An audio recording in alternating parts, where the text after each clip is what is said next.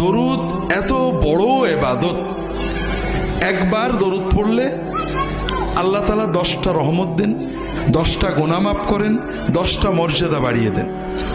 আল্লাহর ফেরেশতারা দোয়া করে, আল্লাহর রাসূল সাল্লাল্লাহু আলাইহি ওয়াসাল্লামের কাছে দরুদ পৌঁছে দেওয়া হয়, পৌঁছানোর সময় আমার নাম আমার বাবার নাম বলা হয়। এরপরে নবীজি সাল্লাল্লাহু আলাইহি ওয়াসাল্লাম নিজে দোয়া করেন, সালাম দিলে সালামের জবাব দিয়ে দেন। যে বেশি বেশি দরুদ পড়বে আল্লাহ তাআলা তার আরো কিছু মর্যাদা দেবেন। 1 নম্বর, তার দুনিয়ার টেনশন, মনের কষ্ট দূর করে দেবেন। 2 নম্বর, তার দোয়া কবুল করবেন। 3 নম্বর, আখিরাতে সে রাসূলুল্লাহ সাল্লাল্লাহু আলাইহি ওয়াসাল্লামের শাফাআত পাওয়ার বেশি যোগ্যতা অর্জন করবে। তাহলে আমরা দরুদ পড়লাম, একবারই পড়ি।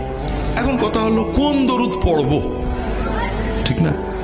এটাও তো মুসলমানদের ঝগড়ার একটা বড় বিষয়। মুসলমানরা নামাজ রোজা নিয়ে ঝগড়া করে না, হালাল খাওয়া নিয়েও ঝগড়া করে না, কারণ এগুলো আল্লাহ কোরআনে বেশি বলেছেন। আর যেগুলো আল্লাহ কোরআনে বলেননি, রাসূলুল্লাহ সাল্লাল্লাহু আলাইহি ওয়াসাল্লাম মোটে বলেননি, এইগুলো নিয়ে ঝগড়া করে।